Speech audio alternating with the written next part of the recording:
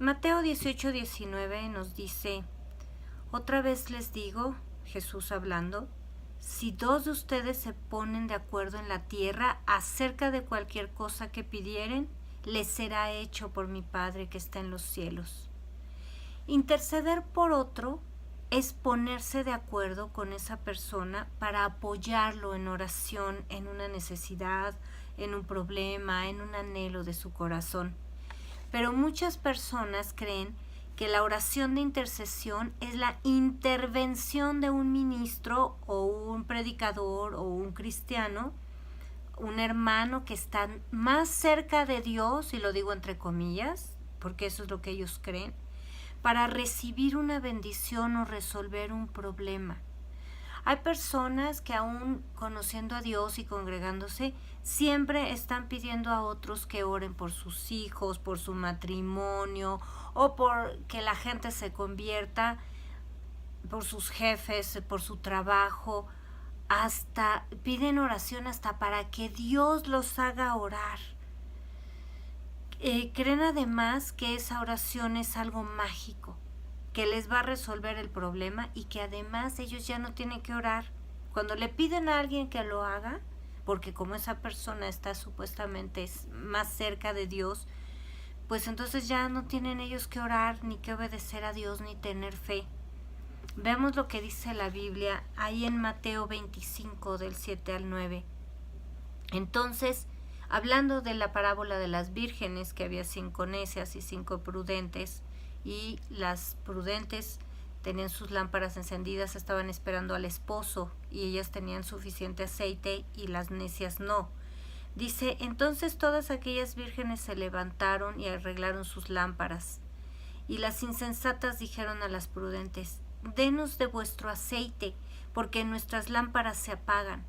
Mas las prudentes respondieron diciendo: para que no nos falte a nosotras y a ustedes, vayan más bien a los que venden y compren para ustedes mismas.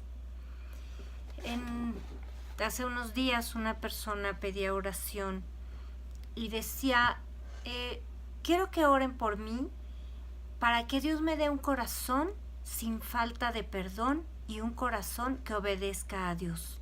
Quiero decirte una cosa: ninguna oración suple lo que tú y yo tenemos que hacer.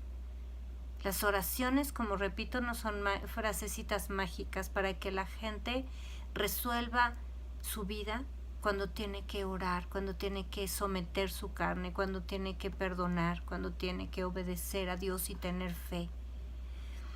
Cuando alguien me pide que lo apoye en oración, lo primero que le pregunto es: ¿cuánto tiempo oras tú?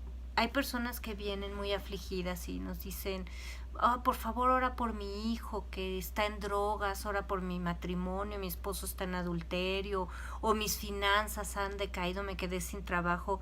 Y le pregunto esto porque generalmente la gente me dice: no, es que sabes que yo no tengo tiempo para orar, por eso te pido que ores tú. Y bueno, le respondo como las vírgenes prudentes a las necias: mira, yo no puedo suplir tu relación con Dios. Yo no te puedo dar de mi aceite. No puedo suplantar al Espíritu Santo. Tú estás viniendo a confiar tu vida espiritual a mí en lugar de tener una relación con Dios. Y si tú no oras, no sirve de nada que yo ore por ti, porque ese es el propósito de nuestra vida. Orar, y aún en medio de la tribulación, eso es lo que tenemos que hacer. Estar conectados con Dios. Estar orando, y pedimos a veces a alguien que nos apoye en oración. ¿Por qué? Porque lo vimos ahí, que cuando dos nos ponemos de acuerdo, el Padre contesta, y unos a otros nos podemos animar en la fe y unos a otros nos podemos apoyar. Pero muchos cristianos se desgastan porque se dedican a orar por los creyentes irresponsables que no se quieren hacer cargo de su propia vida espiritual, y terminan estando, estos hermanos que oran y oran, terminan estando más interesados que el mismo que pidió oración. A veces el que pidió oración ya hasta se le olvidó, o ya se le resolvió el problema por la misericordia de Dios, o en realidad ya ni le interesa. Se perdió el matrimonio, se perdió el hijo y ya ni le interesa. Y por eso los cristianos se desgastan, porque debemos ser sabios hasta para orar. Y además, mucho cuidado, porque nosotros no podemos sustituir a Dios. Como dice la parábola, para que no nos falte a nosotros y a ustedes. Es necesario que ustedes vayan a comprar aceite. Es necesario que una persona que te pide oración de intercesión, es necesario que primero vaya y ore y busque la presencia del Señor y someta su carne y empieza a obedecer a Dios y a cambiar su vida y pedirle a Dios la unción para que fluya y su vida sea transformada y bendecida. Y entonces, puestos de acuerdo, podemos apoyarlos. Dice Santiago 5:16, oren unos por otros para que sean sanados.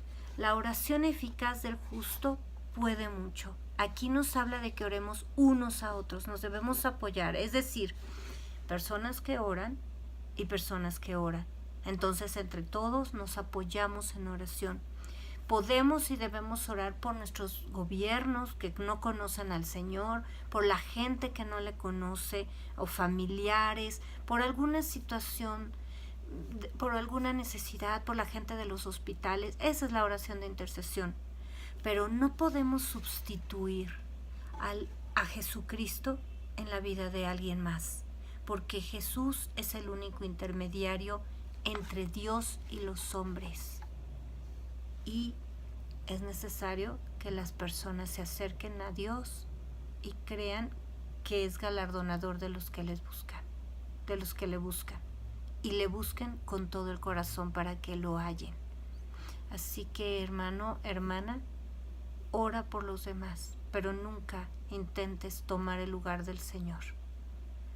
Deja que los otros oren y deja que los otros asuman la responsabilidad que tienen. Y solamente seas un apoyo en oración.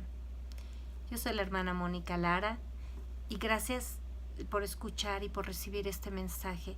Te pido que lo compartas y que le pongas por ahí like a nuestra página Escuela de Capacitación Bíblica, hermana Mónica Lara, y invites a tus amigos de las redes sociales a hacerlo para que reciban los mensajes de Dios y la palabra que estamos compartiendo y los versículos bíblicos. Gracias, Dios te bendiga.